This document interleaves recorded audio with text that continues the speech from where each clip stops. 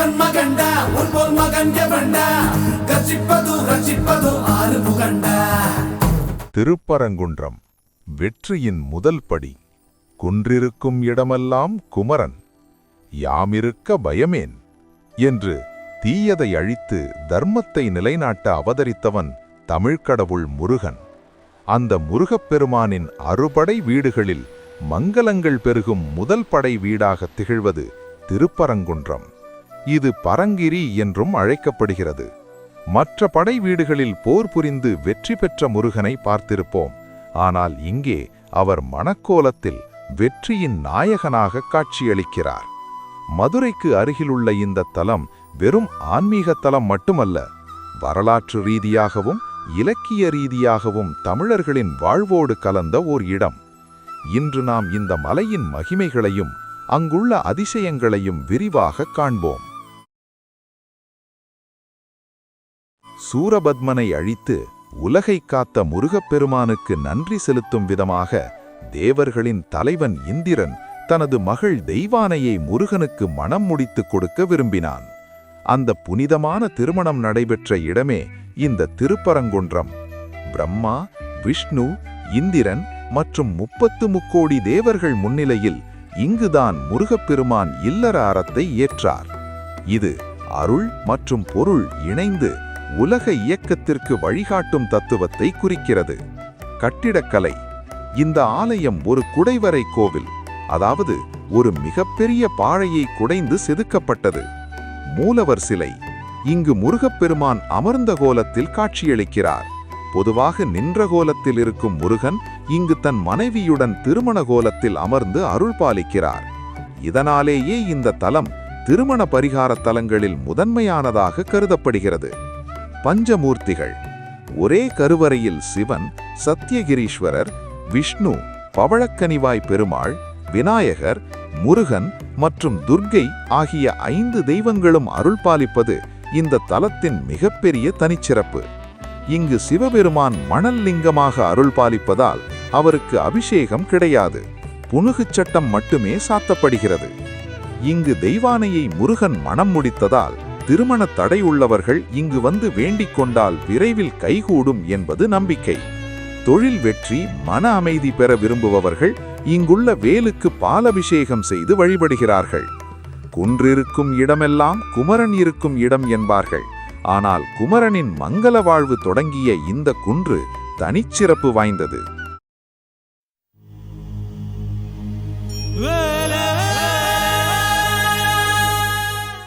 சைவமும் வைணவமும் ஒன்றிணைந்த தலம் இது.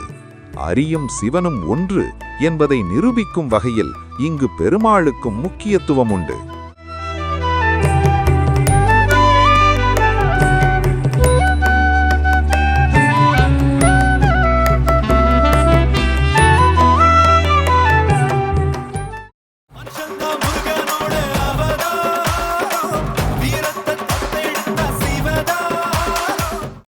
சங்ககால புலவர் நக்கீரர் சிவபெருமானின் நெற்றிக்கண்ணால் சுடப்பட்ட பின் தனது பாவங்கள் நீங்க இங்குள்ள சரவணப் பொய்கையில் நீராடி முருகனை துதித்து திருமுருகாற்று படைப்பாடினார்.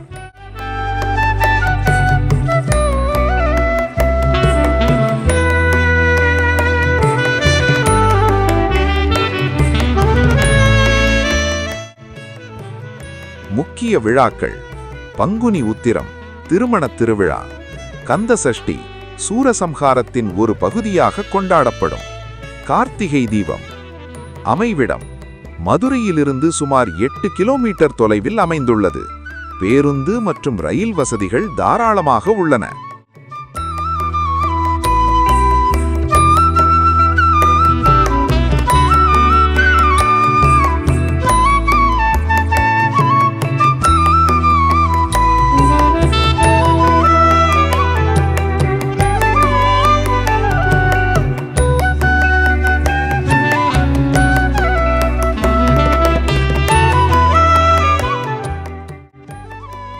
மலையே சிவமாகவும் அதன் மேல் அமர்ந்திருப்பவன் அவனது மகனாகவும் விளங்கும் திருப்பரங்குன்றம் வெறும் வழிபாட்டுத் தலம் மட்டுமல்ல, அது தமிழ் பண்பாடு மற்றும் சிற்பக்கலையின் கருவூலம்.